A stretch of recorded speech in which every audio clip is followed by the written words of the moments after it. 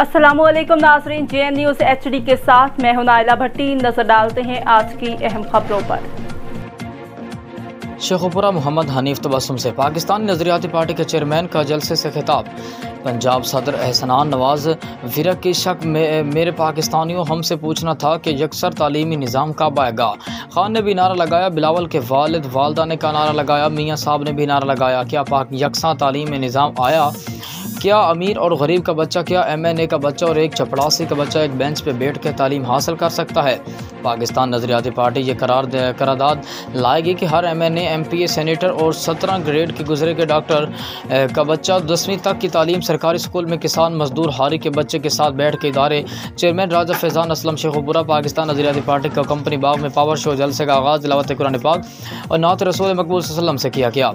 जलसे आम से पार्टी चेयरमैन शहीद हैदर सियालवी मलिक से खुसूसी खिताब करेंगे। जलसा में दीगर पार्टी रहनुमा जिनमें सदर शाहजेब अली पंजाब, सदर एहसान नवाज विरक, सदर राब्ता कमेटी पंजाब मियाँ एहसन। नजरियाती पार्टी का आज का जलसा सिर्फ ये बताने के लिए कि नवाज शरीफ को इलेक्टर दोबारा इस कौम पे काबिज ना करे। अगर वो करेगा तो फिर पाकिस्तान की सत्ता पे टमाटर मुश्किल असर होगा। हमारे बाप दादा ने उनकी घेरे तसल्लुत बहुत बुरा वक्त गुजारा। आने वाली नस्लें मरियम या बिलावल के घेरे तसल्लुत नहीं रहना चाहती।